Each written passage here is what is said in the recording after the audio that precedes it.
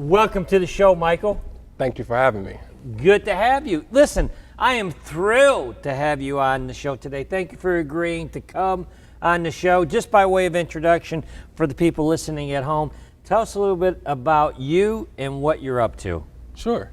I am Mike House, and I am a speaker with a message really for young people to touch the hearts and mind of young people with similar backgrounds as me, to let them know that there is a better way. When I was 30 years old, I became a father, and I was terrified because I didn't want my son to be like me. As far back as I can recall, I struggled with self-limiting beliefs such as self-hate, and it had always been that way. Never really understood why, but today I can say that my environment played a huge role in my beliefs because we modeled the behavior that we've been exposed to. Listen, do you ever see a hockey game? No. You know, they fight in hockey, right? And I went to a game once, and the game started, those boys dropped the gloves immediately, and they took the fighter's pose. What you just did in that little intro, you just dropped the gloves on over 200 nations. Mm-hmm. When you tell me that you became a father at 30 years of age and that you were frightened because you didn't want your son, who is the love of your life besides your beautiful wife, but you didn't want your son to become like you? No, nothing like me. Take us into that. That's like dropping the gloves. It's like it got my attention, and I'm sure you're listening at home going, oh my goodness. Yeah. Tell us that story, Mike. I didn't want to pass on those beliefs to the next generation. And, right. You know, we call them generational curses. When my parents got married, my mother was 5 months pregnant with me. And by the time I was born, just a few months later, their marriage was practically over. It was a very unhealthy relationship, mostly because they were young. When I was 13 years old, my father passed away unexpectedly. He had remarried several years before, and that marriage was chaotic as well. It was so chaotic, TC, that his wife's brother shot my father several times and killed him. And as you can probably imagine, that took a huge toll on my life. But despite those things, I defied the odds by becoming a first-generation college graduate. I earned an MBA, worked in corporate America for several Fortune 500 companies, beautiful wife, beautiful family, middle-class life, the American dream. So it appeared that I had it all together. It appeared that I was successful on the surface. Right. But on the inside, where it matters most, I felt empty.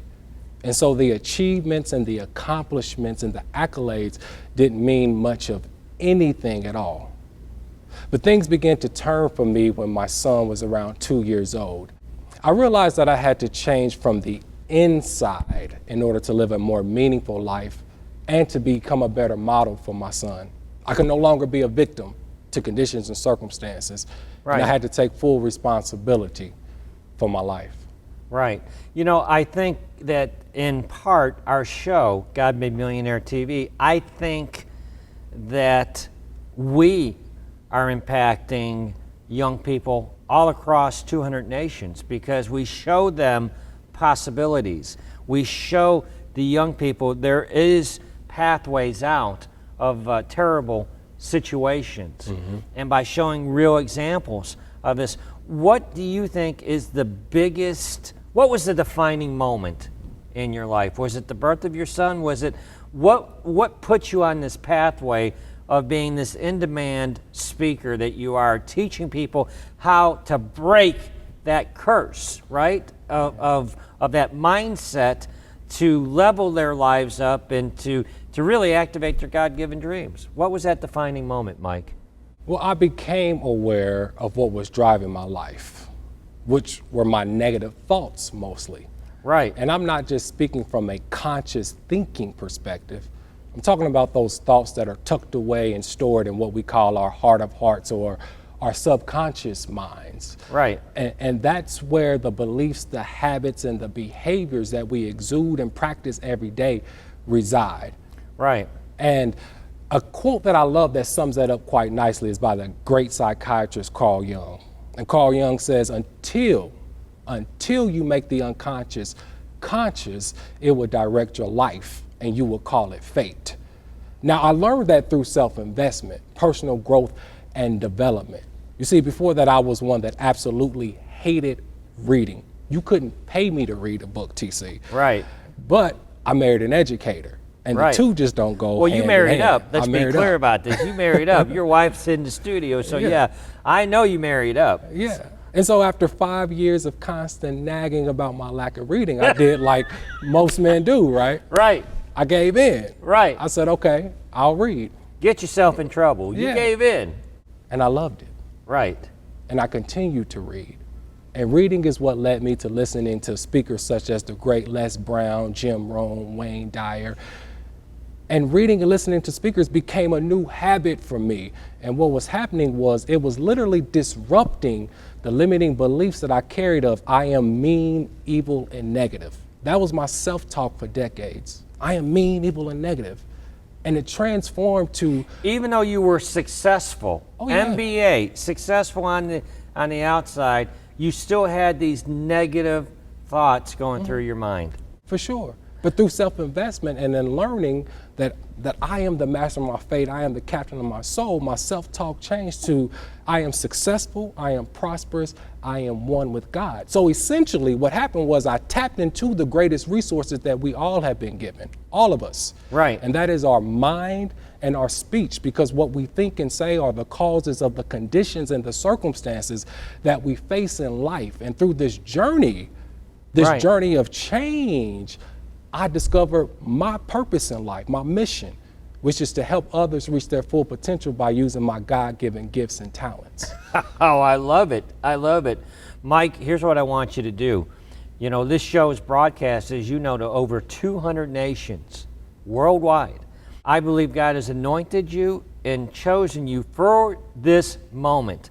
I want you to speak your truth to those 200 nations, what God has given you. There's going to be young people, there's going to be parents, there's going to be people that there's men right now that are watching this that have tears in their eyes because they go, I relate to the word that you were just given. And you're watching, it's not by accident. So Mike, I want to give you an opportunity. In the midst of everything that we've got going on in our world, God has raised you up in this hour to speak this message to the people listening at home. So take your lead and share your truth. We all were created to be great because we all were created in the image of God. And with God, all things are possible. All things. That has to be a knowing, a confidence, and assurance. But oftentimes our greatness is overshadowed by the cares of life, such as the limiting beliefs that we carry, such as I don't have the money, I don't have the resources, I don't have the skill, I don't have the talent. These are generational curses that I'm bearing. But you have the ability, the power, and the authority to decondition, to change any of these limiting beliefs. They may be facts, but facts of life can change on any given day. But truth remains the same, and the truth is you were created to be great. Live in your truth. Mike, before you go, I want you to speak one other message before you go. I still got you here. I want you to speak specifically now to the young people in our country right now, at this moment. I want you to speak a special word to our young people. Look into that camera and speak to the young people, really all across the world, right now. Speak to them right now. Today is a different day. It's a different day from when I was a child, when TC was a child. So young people are facing challenges that no others have faced before. But you are not a victim to the conditions and circumstances that you have been raised in. I like to say that conditioning is not your fault.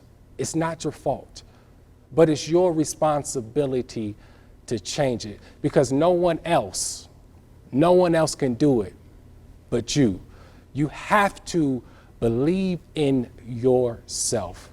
Regardless of what has been said, regardless of what has been spoken over your life, you can change. And when you change, everything will change for you. Mike House, I loved having you on the show. Will you come back and see me? Absolutely. Thank you so much.